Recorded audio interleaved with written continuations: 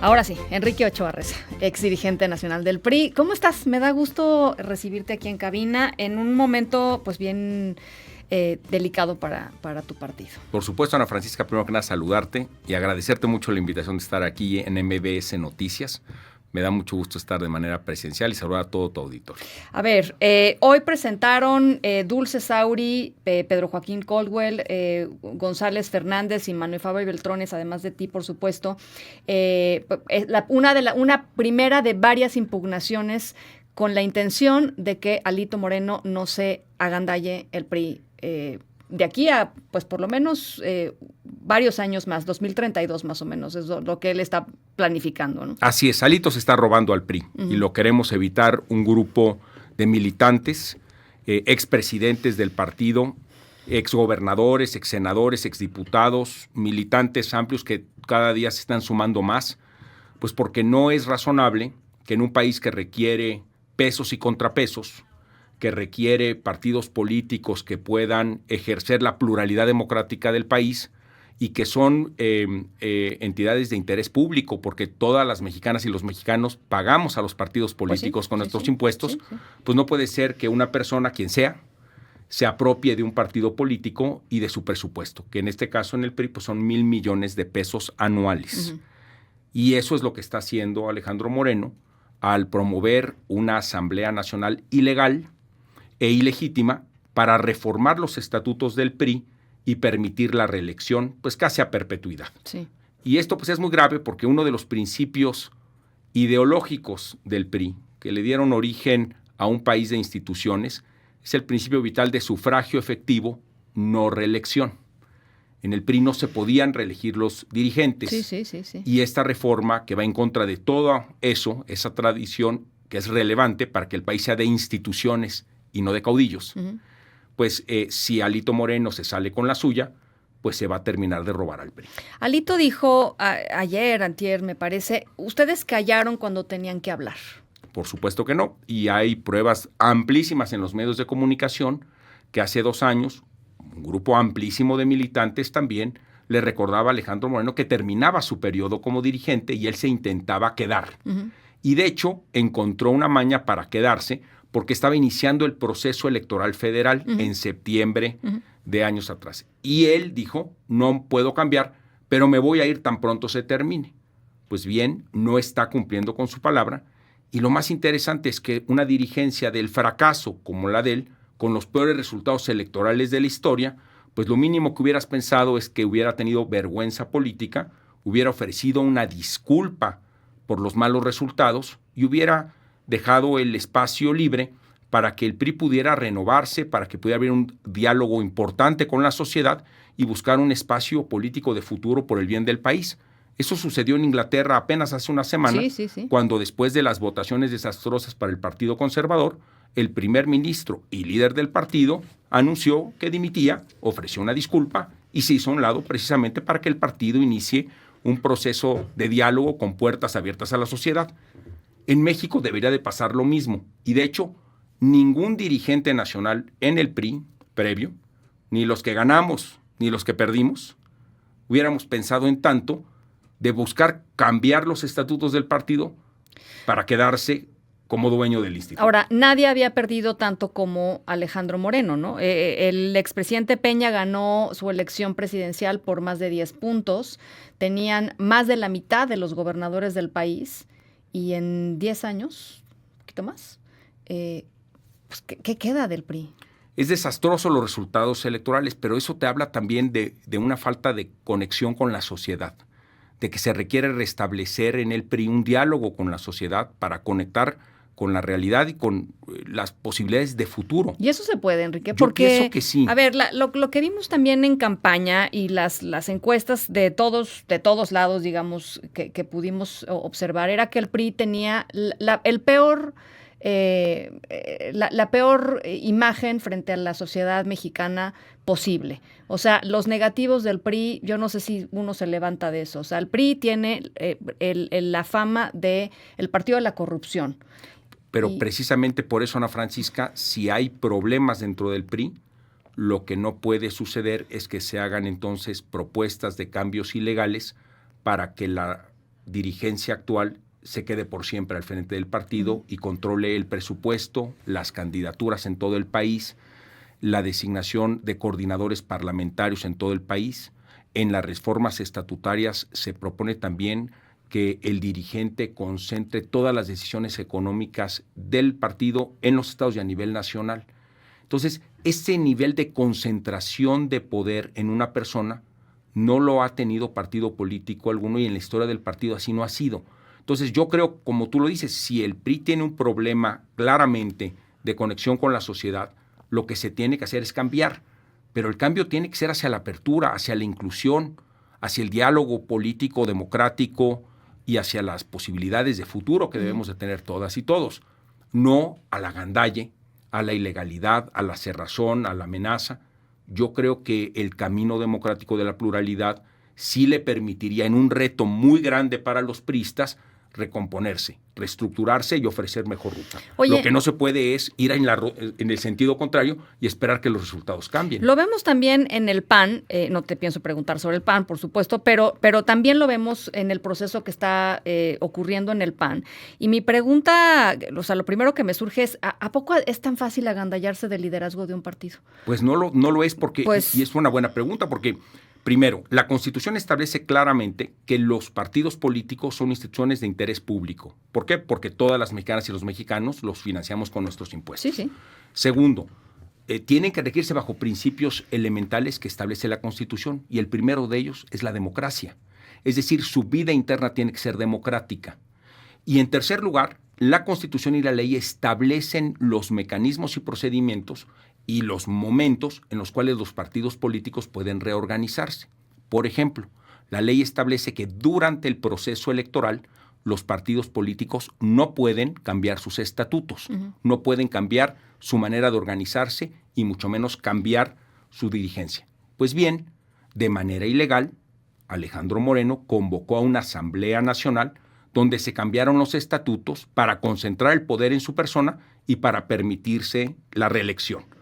Eso es lo que estamos combatiendo, cientos de priistas, en primer lugar, varios expresidentes que firmamos la impugnación presentada hoy ante el Tribunal Electoral, para que sean las instituciones del Estado mexicano, el INE y el Tribunal Electoral, quienes recuperen la legalidad dentro del partido político, precisamente para evitar tu preocupación y la preocupación que nos anima a muchos.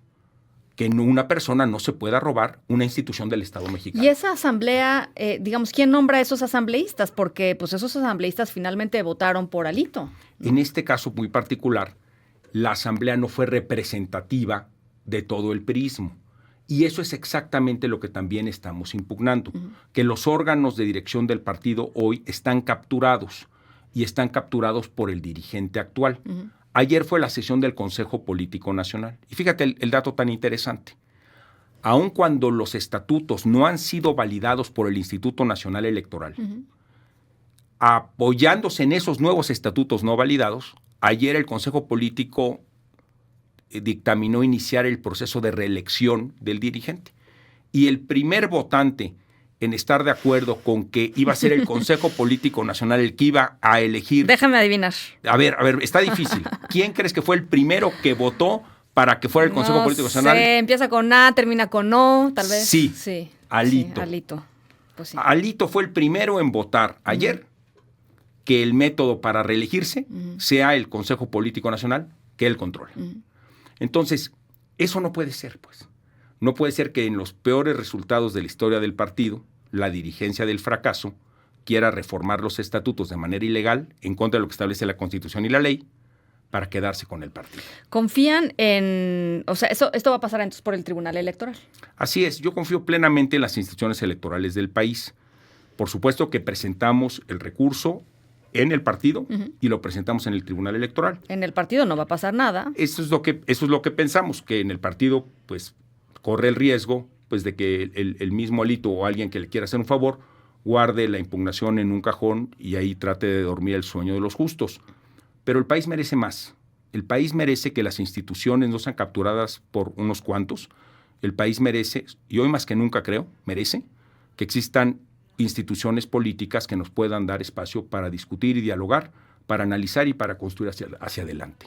Y yo creo que una de esas instituciones que está en camino de cumplir 100 años, que es el PRI, si se reorganiza, podrá conmemorar 100 años de existencia.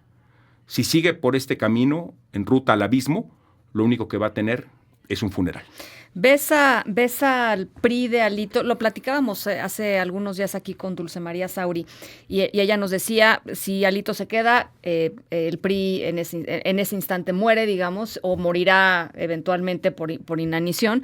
Pero también hay otras interpretaciones en donde dicen, pues a ver, ¿a quién le conviene que el PRI viva en este estado y con este liderazgo?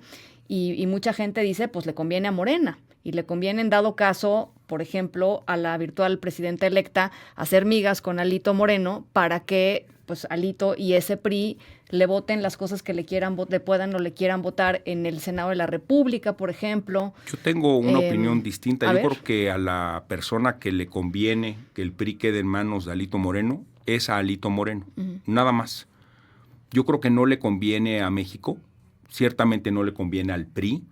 Creo que no le conviene a la vida parlamentaria del país que el mecanismo de participar en vida política sea esa negociación a la que haces referencia o que no sea un análisis de ideas con los más altos intereses del país en mente, sino que sea una especie de intercambio de votos por otras cosas. Pero me parece que eso es lo que no debe de ser. Yo creo que si reflejabas un desaliento de parte de la población hacia la vida política, pues tiene que ver con que esas actitudes lo que generan es apatía de las personas por participar o por conocer qué es lo que está pasando en los partidos.